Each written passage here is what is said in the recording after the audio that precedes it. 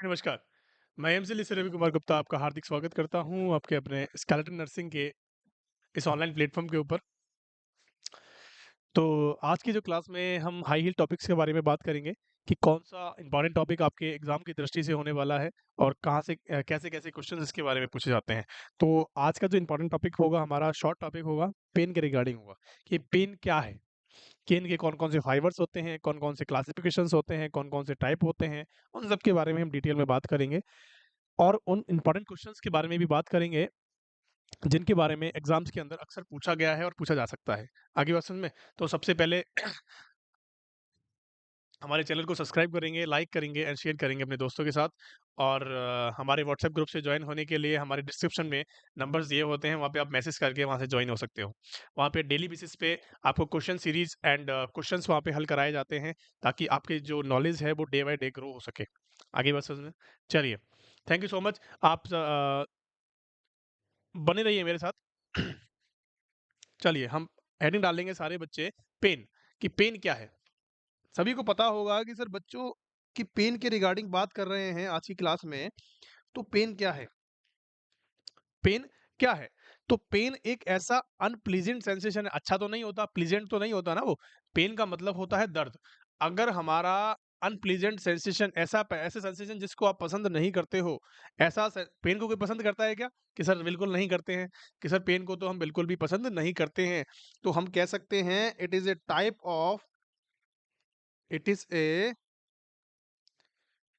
Of unpleasant sensation localized to a part of body। इस बात का मतलब समझ में आया? मैंने आपको बताया कि it is a type of unpleasant sensation. अच्छा सेंसेशन नहीं है, खुशी वाला सेंसेशन नहीं है। Localise to the part of body, किसी भी एक लोकल पार्ट के किसी भी एक बॉडी के लोकल पार्ट में वो होगा। आगे बात समझ में? चलिए, अब मैं यहाँ पे कुछ इसके पार्ट होते हैं, कुछ इसके पार्ट होते हैं। सेंसेशनल होता है एक तो, सेंसेशनल पेन होता है, और भैया एक होता है इमोशनल पेन। एक होता है कि भैया इमोशनल पेन होता है और एक होता है सेंसेशनल पेन होता है। अब मैं आपको इन दोनों के बारे में समझाता हूँ। देखो, सेंसेशनल पेन का मतलब होता है कि ऐसा पेन जिससे आदमी मर नहीं सकता। ऐसा पेन जिससे आदमी मर नहीं सकता। अगर आपको कोई चींटी खा गई है, अगर आपके कोई ऐसी फ्रैक्चर हो गया है हाथ पैर के अंदर, या फिर कोई भी ऐसा अब्डोमेन पेन है जिससे आपको अनप्लीजेंट सेंसेशन तो होगा, पेन तो हो रहा है, लेकिन उससे मर नहीं सकते आप। आगे बात समझ में। इमोशनल पेन का मतलब क्या हो गया कि जैसे हम कह सकते हैं कि सर चेस्ट पेन, कि सर चेस्ट पेन होगा तो साक्षात यमराज आपको दिखाई देगा, देगा या नहीं देगा? अगर आपको इमोशनल पेन के अंदर की मैं आपसे बात करूं, तो इमोशनल पेन कैसा होता है कि सर चेस्ट पेन का ऐसा पेन जिससे आदमी की डेथ हो सकती है, उस तरीका का पेन क्या कहलाता है? कि सर इमोशनल पेन कहलाता है। और सेंसेशनल पेन वैसा होता है कि सेंसेशंस आते हैं सिर्फ पेन के, लेकिन उससे आदमी मर नहीं सकता।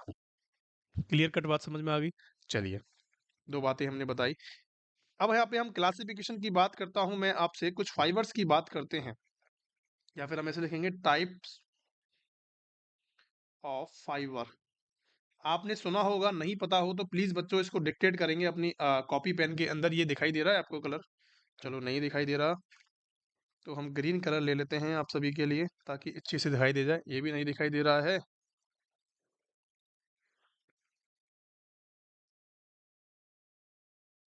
तो ब्लू कलर ले ले।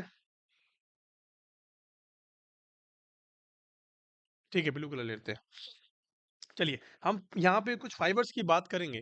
सबसे पहला जो फाइबर होता है वो ए डेल्टा फाइबर होता है। क्या होता है? एक डेल्टा फाइबर होता है, एक होता है सी फाइबर।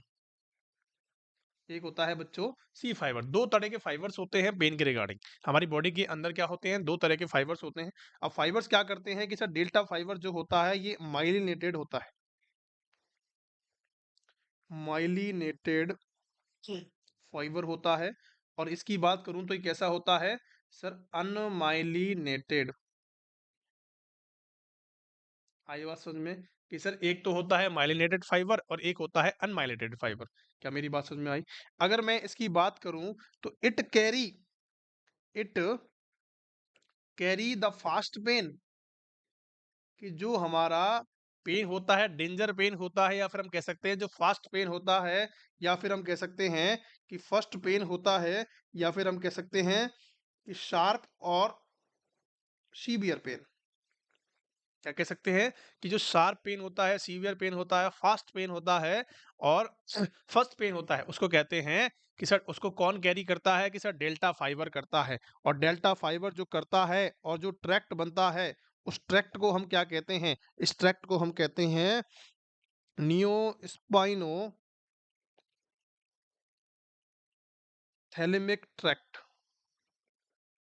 नियोस्पाइनोथैलेमिक ट्रैक्ट। आपसे क्वेश्चन पूछा जा सकता है कि सर डेल्टा फाइबर के अंदर कौन सा पेन कैरी करते हैं, तो डेल्टा फाइबर कौन सा पेन करता है, कि sir fast pain, sharp pain और सीवियर पेन को कैरी करता है, और जिस ट्रैक से वो जो गुजरता है उसको कहते हैं नियोस्पाइनोथैलेमिक ट्रैक्ट। आगे बात समझ में बहुत ईजी है, ज्यादा कुछ इसके अंदर डिटेल नहीं मैंने बताइए आपको। अब सर हम यहाँ पे बात करते हैं कि सर ये तो होता है अनमाइलिनेटेड। अनमाइलिनेटेड जो क्या काम करते हैं कि इट कैरी द कौन सा पेन करते हैं भैया, तो it carry the slow pain, है ना? स्लो पेन कह सकते हैं, डल पेन कह सकते हैं, या फिर हम कह सकते हैं सेकंड पेन। ऐसा पेन जो कि सीवियर नहीं है, ऐसा पेन जो कि सीवियर नहीं है, मरा मरा दर्द हो रहा है। आपने सुना होगा कि पेट में मरा मरा दर्द हो रहा है, अगर आपने ओपीडी के अंदर ड्यूटी करी हो तो आपके पास जनरल मेडिसिन के अंदर आते हैं कि सर पेट में मरा मरा दर्द रहता है, उसको कहते हैं अनमाइलिनेटेड पेन। या फिर हम कह सकते हैं कि कौन कैरी कर रहा है उसको, कि सर हमारा सी फाइबर उसको कैरी करता है। और इस जो ट्रैक्ट बनता है ये किस ट्रैक्ट से गुजरता है, उसको कहते हैं प्लियो स्पाइनो प्लियो स्पाइनोथैलेमिक ट्रैक्ट। क्या मेरी बात समझ में आ गई आपको? मैंने आपको 2 फाइबर्स के बारे में बताया, 2 फाइबर्स का मतलब आपको समझ में आया। मैंने आपको बताया कि सर एक तो डेल्टा फाइबर होता है, एक होता है सी फाइबर। डेल्टा फाइबर जो होता है फास्ट पेन को कैरी करता है और किस ट्रैक से जाता है? न्यू स्पाइनोथैलेमिक ट्रैक से जाता है। और जो हमारा सी पेन होता है, सी फाइबर जो होते हैं वो कैसे होते हैं? अनमाइलिनेटेड होते हैं, तो वो स्लो पेन को कैरी करते हैं और प्लियो स्पाइनोथैलेमिक ट्रैक्ट के थ्रू जाते हैं। आगे बात समझ में? चलिए, यहाँ पे बात करी हमने। और हाँ, इसके अंदर जो न्यूरोट्रांसमीटर्स होते हैं डेल्टा फाइबर के अंदर,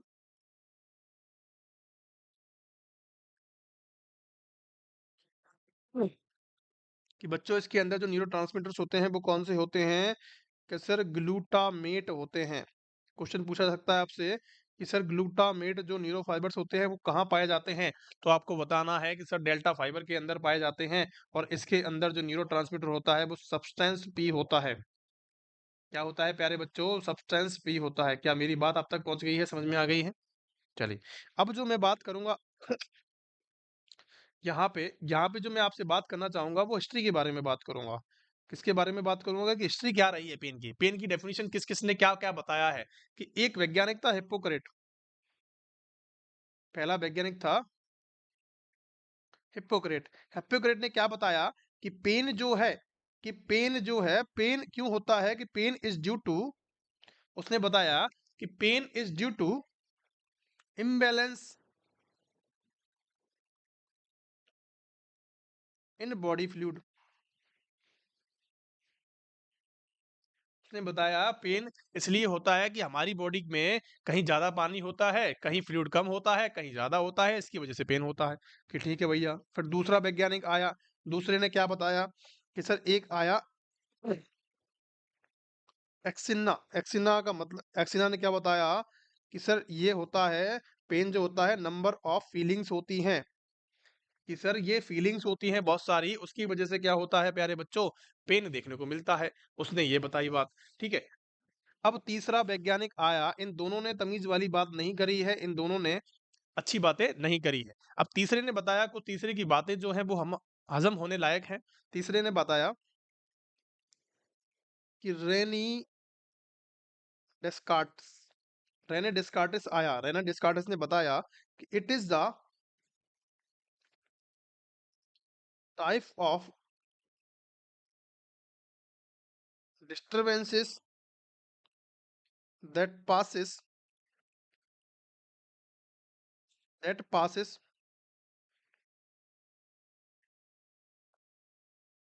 down along the nerve fibers। इसने क्या बताया कि पेन एक डिस्टरबेंसेस है जो कि पासिस होता है कहाँ से, नर्व फाइबर से पास होता है। आगे बात समझ में, ये बात उसने थोड़ी सी हम हजम होने लायक है कि इसको हम खा सकते हैं, हजम हो सकती है। आगे बात समझ में, चलिए अब यहाँ पे मुझे एक बात बताइए कि सर इफेक्ट क्या हो सकते हैं, इफेक्ट ऑफ पेन, कि अगर आपको बॉडी में पेन हो रहा है, कॉमन सेंस वाला क्वेश्चन है, सिंपल सिंपल सी बात है, आपको समझना है। ठीक है, अगर किसी की बॉडी में पेन देखने को मिलता है तो पेन होने की वजह से क्या क्या चीजें हो सकती हैं उसके साथ। जनरल बात अपने ऊपर लेकर देखो, अगर आपके हाथ में पेन हो रहा है तो क्या आप लिख सकते हो, क्या आप पढ़ सकते हो, क्या आप पानी का जग उठा सकते हो, क्या आप बोतल उठा सकते हो, या फिर कुछ खा सकते हो, बताएंगे? क्या आप कोई इंजेक्शन लगा सकते हो, कोई काम कर सकते हो? तो हम कह सकते हैं कि सर इफेक्ट करता है हमारी लॉस को, कि हम कह सकते हैं कि इससे कैसा हो सकता है, जॉबलेस हो सकता है, वर्कलेस हो सकता है बंदा, ठीक है, इनएक्टिव हो सकती है, उसकी बॉडी जो है वो इनएक्टिव रहेगी। आई बात समझ में? और क्या हो सकता है कि उसकी बॉडी जो है वो इनएक्टिव रह सकती है, उसकी जॉबलेस हो सकता है, और हम क्या कर सकते हैं कि सर वो सोशियली एंड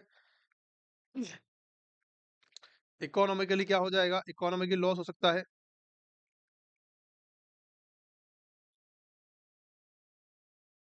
आई बात समझ में, कि उसका सोशल एंड इकोनॉमिक लॉस हो सकता है। अगर आपको पेन हो रहा है, किसी शादी में जा सकते हो आप, कि सर नहीं जा सकते, किसी सोसाइटी के फंक्शन में अटेंड कर सकते हो, कि सर नहीं कर सकते। आई बात समझ में, अगर नहीं जा सकते तो सोशली इन्वॉल्व नहीं हुआ आप, सोशल लॉस हो गया आपका। अगर आप इकोनॉमिकली, इसका मतलब कि आप काम नहीं करोगे तो पैसा नहीं आएगा, पैसा नहीं आएगा तो खाओगे क्या, तो आपकी जो इकोनॉमी है वो भी लॉस हो जाएगी। आगे बात समझ में, चलिए अब मैं यहाँ पे कुछ आपसे टाइप्स ऑफ पेन के बारे में बात करूंगा कि सर टाइप्स ऑफ पेन जो है वो कैसे कैसे होते हैं। जनरली मैं आपसे तीन टाइप के बारे में बात करूंगा। जनरली मैं आपसे तीन टाइप के बारे में बात करना चाहूंगा। सबसे पहला होता है एक्यूट पेन, एक्यूट पेन होता है। उसके बाद होता है सब एक्यूट पेन होता है, ठीक है, और तीसरा होता है क्रॉनिक पेन।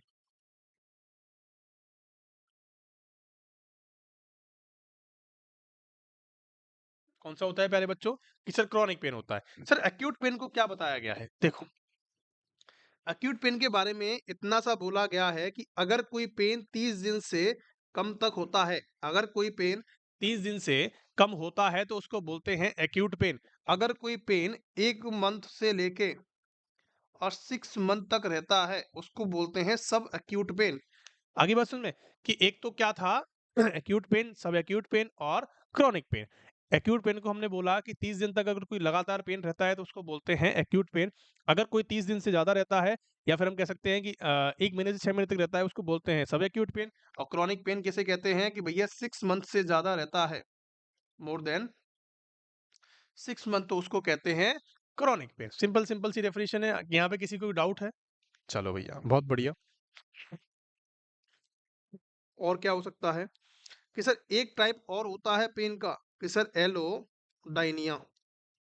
कि सर एलोडाइनिया का मतलब क्या है, ये क्वेश्चन, ये टर्मिनोलॉजी बहुत इंपॉर्टेंट है। एलोडाइनिया क्या होता है, देखेंगे कि परसेप्शन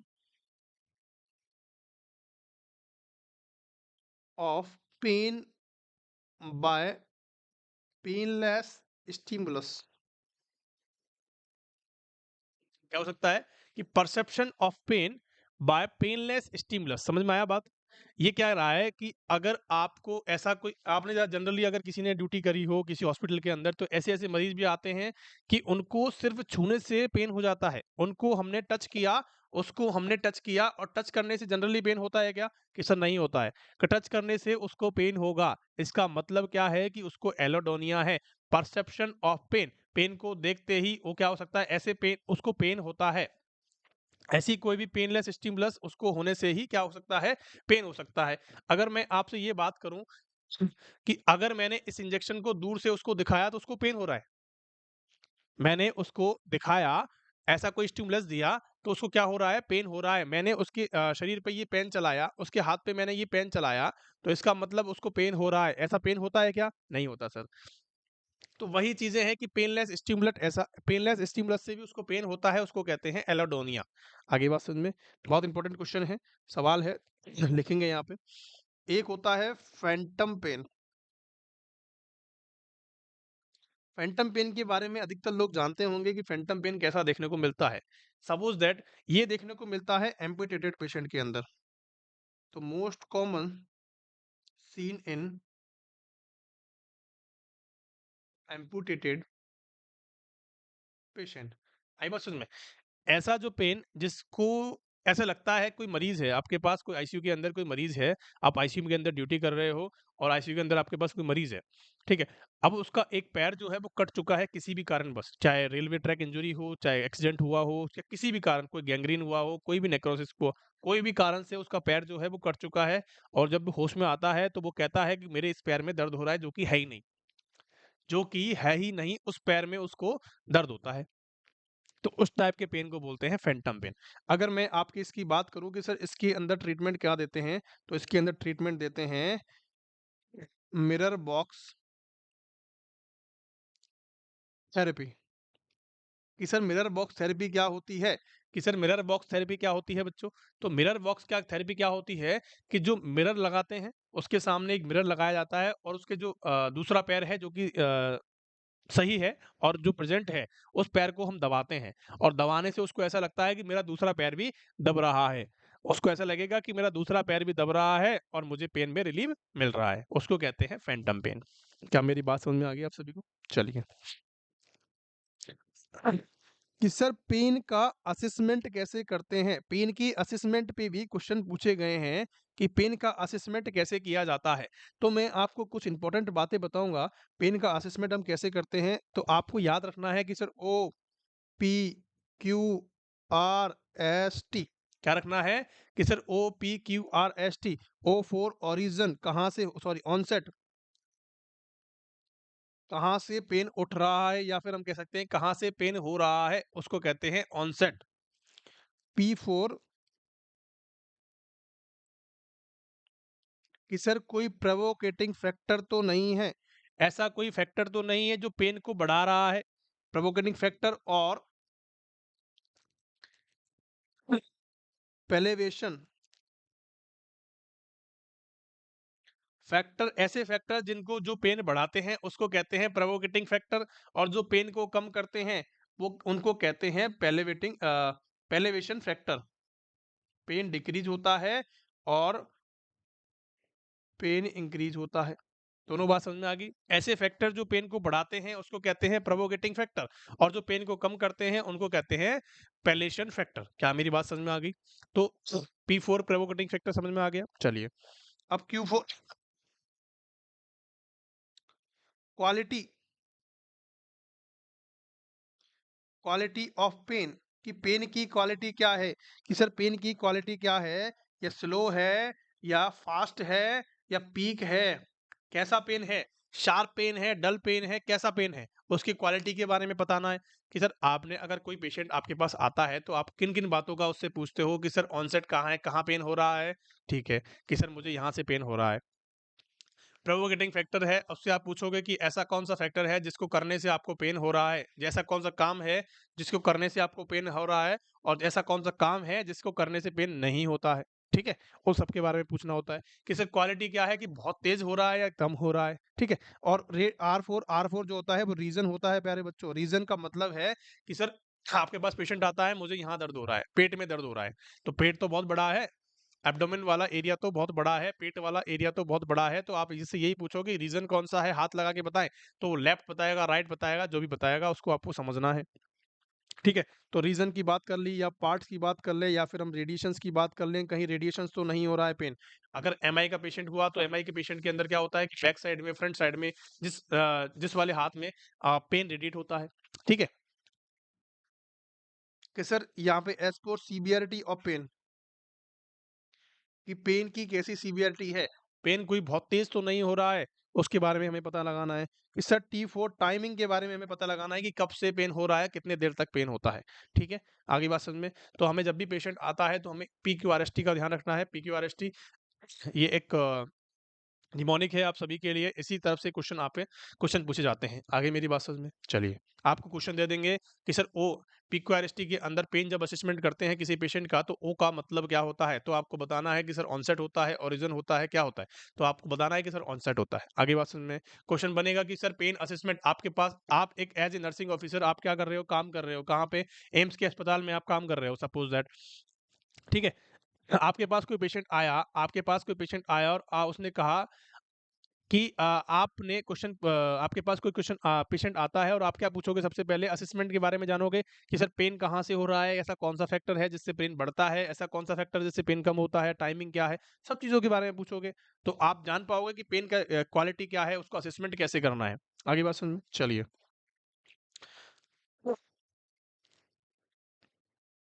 अब मैं कुछ पेन्स के रिसेप्टर्स के बारे में बताता हूँ आपको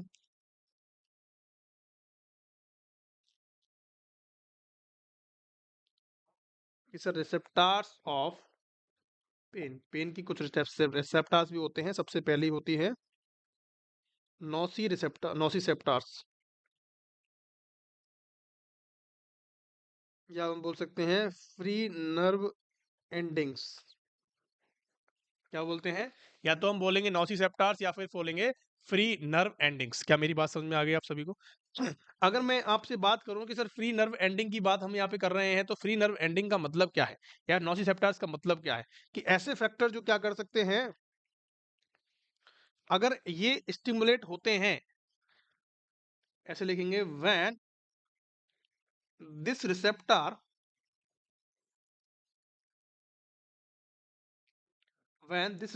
stimulate then cause पेन, कि क्या करेंगे वो? पेन कर सकते हैं। ये अगर रिसेप्टर क्या होंगे प्यारे बच्चों, स्टिमुलेट होते हैं, तो क्या कर सकते हैं? पेन कर सकते हैं। और पेन, इसको रिसेप्टर्स को एक्टिवेट करने वाला या स्टिमुलेट करने वाला कोई भी फैक्टर हो सकता है, चाहे मैकेनिकल की हम बात करें, चाहे थर्मल टेम्परेचर बढ़ रहा है पेशेंट का, या फिर कोई केमिकल की हम बात कर लें। ये सारे ही फैक्टर्स यहाँ पे क्या कर सकते हैं? कारगर हो सकते हैं। आगे बात समझ में?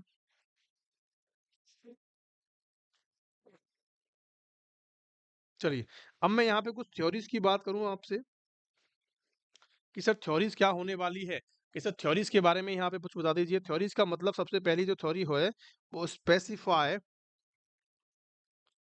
स्पेसिफाइसिटी थ्योरी। इसका मतलब क्या है प्यारे बच्चों, ध्यान से देखेंगे। सबसे पहले मैं आपसे बात करूं कि pain due to specific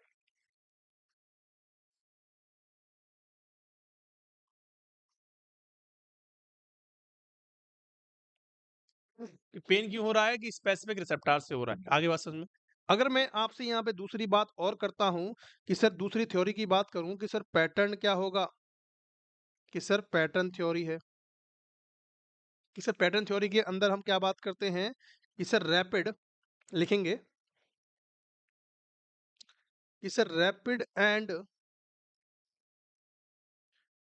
slow conduction pathway conduct pain to brain via spinal cord. ऐसा पाथवे जो कि पेन कहाँ तक जाता है? ब्रेन तक जाता है। किससे? स्पाइनल कॉर्ड से जाता है। उसको बोलते हैं पैटर्न थ्योरी, क्योंकि एक पैटर्न पे जा रहा है, एक पैटर्न के थ्रू जा रहा है। नंबर 3 होती है gateway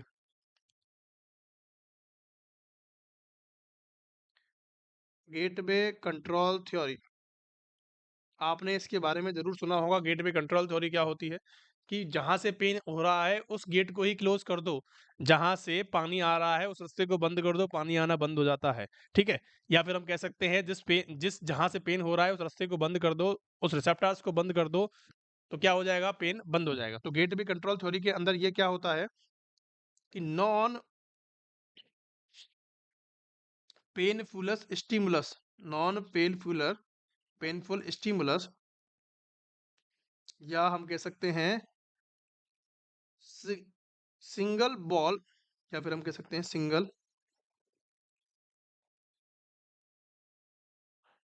signal we close the gate of painful signal. जैसे कि मैं एग्जांपल की बात करूं कि डिस्ट्रैक्शन हो सकता है, क्या हो सकता है, एग्जाम्पल डिस्ट्रैक्शन हो सकता है। गेटवे कंट्रोल थ्योरी का सिंपल सा मतलब है, अगर आपके हाथ में पेन हो रहा है तो आप अपने हाथ को मसाज करवा लो। ठीक है, मसाज करने में आनंद आता है। जब मसाज होगी तो आपका जो ध्यान है वहां से हट जाएगा और वो पेन क्या हो जाएगा, सबसाइड हो जाएगा। ठीक है, आपको पेन होता है तो आप क्या करते हो, म्यूजिक सुनते हो कि आपने उसको क्या कर लिया, डाइवर्ट कर दिया, डिस्ट्रैक्ट कर दिया पेन को ही। ठीक है, वो वाली यहाँ पे चीजें बताई गई हैं। चलिए, सबसे जो महत्वपूर्ण चीज, आज की जो सबसे महत्वपूर्ण चीज है पेन के रिगार्डिंग, वो क्या हो सकती है, स्किल्स ऑफ पेन। कि सर पेन की स्केल्स कौन कौन सी होती हैं। सबसे पहले मैं आपसे बात करूंगा कि सर पेन की स्केल होती है विजुअल एनालॉग स्केल होती है। कि सर हम विजुअल एनालॉग का मतलब होता है कि हमें देख के क्या करना है, पेन को डिसाइड करना है कितनी हमें रैंकिंग देनी है। नंबर दूसरी बात होती है numerical rating scale. Numerical rating scale होती है। नंबर तीसरी होती है बॉन्ग वेकर पेन स्केल। ये किस पे बेस्ड होती है, तो बेस्ड ऑन फेशियल एक्सप्रेशन। कि जो आपका जो पेशेंट है वो कैसे फेशियल एक्सप्रेशंस कर रहा है, उसके रिगार्डिंग हमें क्या करना होता है, उनको नंबरिंग करनी होती है। मैं इसके बारे में आपको दिखाऊंगा, लेकिन उससे पहले आपको कुछ चीजें लिखनी है कि सर पेन का ऐसा कौन सा इंस्ट्रूमेंट है जिससे हम पेन को असिस्ट करते हैं। तो ऐसा इंस्ट्रूमेंट होता है डोलोरियोमीटर। इसे डोलोमीटर क्या होता है, तो डोलोमीटर आप कैसा होता है, दैट ऐसे लिखेंगे, it is a type of instrument, it is a type of instrument that help to measure the pain. ठीक है, और हम इसकी ट्रीटमेंट की बात मैं आपसे कर लेता हूं, तो हमें क्या करना होता है, एनएसएआईडीज देनी होती है। एनएसएआईडीज कौन कौन सी आती है भैया, पीसीएम आती है, आइबुप्रोफेन आती है। ठीक है, डाइक्लोफेनेक दे सकते हैं, और हम कह सकते हैं कीटोरोलैक दे सकते हैं। तो ये सारी चीज़ें हमें क्या करनी होती है, पेन की असेसमेंट के अंदर करनी होती है। तो सिंपल सिंपल सी बात मैंने आपको बताई है, जनरल जनरल सी मैंने आपको बताई है कि मैंने आपको कुछ डायग्राम्स और हम कह सकते हैं कुछ मैं आपके लिए इमेजेस लेके आया हूँ कि ये हमारी कौन सी है बच्चों, वोंग वेकर फेसेस स्केल है। अगर बच्चे का फेस ऐसा है तो नो हर्ट, उसको कोई भी किसी प्रकार का पेन नहीं है। अगर थोड़ा सा मुरझाता है तो उसको थोड़ा सा हर्ट हुआ है। ठीक है, अगर मैं आपसे बात करूं कि उसको पेन क्या है, कि उसको पेन है भैया कितना तगड़ा है, कि हर्ट उसकी जो लिमिट बहुत ज्यादा हो गई है। देखो सिंपल सिंपल सी बात मैं आपसे करता हूं, एक तो लड़का है एक लड़की है, दोनों गर्लफ्रेंड बॉयफ्रेंड है। अगर उनको पेन होना है, उनका ब्रेकअप हो जाता है, ब्रेकअप की बात आती है, तो ये अगर ब्रेकअप नहीं हुआ है, अगर ब्रेकअप नहीं हुआ है तो कोई दिक्कत नहीं है, वो हंसता खेलता रहेगा। अगर जो ब्रेकअप हो गया है, ब्रेकअप मतलब कि ब्रेकअप की बात आ रही है, तो उसको क्या होगा, थोड़ा सा हर्ट होगा। अगर ब्रेकअप होने की कगार पे है कि भैया अब तो हो ही जाएगा, कि भैया अब तो हो ही जाएगा, तो क्या करना है, उसको थोड़ा सा वो मुरझा जाएगा। ठीक है, अब क्या होगा कि उसने कह दिया है, कि उसने कह दिया है कि अब मुझे तुम्हारे साथ नहीं रहना, तो वो क्या करेगी, वो क्या करेगा बच्चा, वो जो पेन को क्या करेगा, शो करने लगेगा कि मुझे दर्द हो रहा है तुम्हारे जाने से। ठीक है, अगर मैं आपसे बात करूं कि वो चला जाएगा, अगर वो चला गया, जब वो चला गया, चला जाने के बाद आपके आँखों से जो है वो आँसू भी आने लगेंगे कि अब तो ब्रेकअप फाइनली हो गया है, ठीक है? अगर आपको उसकी याद आती है, कुछ दिनों के बाद उसको याद आती है, तो उसका क्या देखने को मिलता है आपको, कि आपके आँसू भी होंगे और आप सीवियर पेन, आपका चेहरा जो है वो लाल हो जाएगा। उस कंडीशन के अंदर आपको देखने को मिलता है 10 नंबर देना है। क्या मेरी बात समझ में आ गई है? चलिए। एक हमने बात करी सर न्यूमेरिकल रेटिंग स्केल की। न्यूमेरिकल के अंदर आपको यहाँ पे नन दिया जाता है, जीरो अगर आपका क्या है, अगर कोई 0 कंडीशन पे है तो इसका मतलब नन है। अगर कोई 1, 2, 3, 4 तक भी अगर पेन होता है, अगर ये चारों कंडीशंस अगर फॉलो होती हैं तो उसको माइल्ड कैटेगरी के अंदर रखा गया है। अगर मैं आपसे बात करूँ कि अगर 5 और 6 दे रखा है, तो आपको मॉडरेट बताना है और 7 से 10 होता है वो सीवियर होता है मेरे प्यारे बच्चों। क्या आपको समझ में आ गई बात? ये सब चीज़ें लिखाने की ज़रूरत नहीं है, ये ऑटोमैटिक लिखी हुई है यहाँ पे। चलिए, अब मैं बात करता हूँ visual analogue scale. Visual analogue scale का मतलब होता है कि आपको जज करना है पेशेंट को, आपको जज करना है। ये सेम बोंग-बेकर स्केल की तरह ही होती है, ज़्यादा इसके अंदर कुछ डिफरेंस नहीं होता है कि इसके अंदर सैड फेसेस और हैप्पी फेसेस को देख के बताना होता है कि आपको इसके अंदर जो मार्किंग होती है वो 0 से 100 होती है। सिंपल सिंपल सी बात मैं आपको कर रहा हूँ कि अगर विजुअल एनालॉग के अंदर अगर ऐसी स्केल आपको देखने को मिले कि सर जिसके अंदर मार्किंग कितनी है कि 10, 20, 30, 40, 50, 60, 70, 80, 90, 100, अगर 10 से और 100 तक की अगर उसमें रैंकिंग दे रखी है या फिर काउंटिंग दे रखी है तो आपको बताना है कि सर विजुअल एनालॉग स्केल है। आगे बात समझ में। और आपको अगर ये फेसेस दे रखे हैं गोल गोल से जो चंद्रमा जैसे आपको फेसेस दे रखे हैं, लाल मुंह बंदर वाला दे रखा है तो इसका मतलब समझ जाना है कि ये वोंग वेकर स्केल है, क्योंकि वोंग वेकर को हमेशा आप फेस से जस्टिफाई कर सकते हो। और न्यूमेरिकल आपको देंगे तो 1 से 10 तक की गिनतियां होंगी। आगे बात समझ में। तो समझ जाना है कि अगर 1 से 10 तक है तो न्यूमेरिकल है, और 10 से 100 तक है तो ये विजुअल एनालॉग है, और आपको बंदर जैसे फेस देखने को मिलते हैं तो ये कौन सी है, वोंग वेकर है।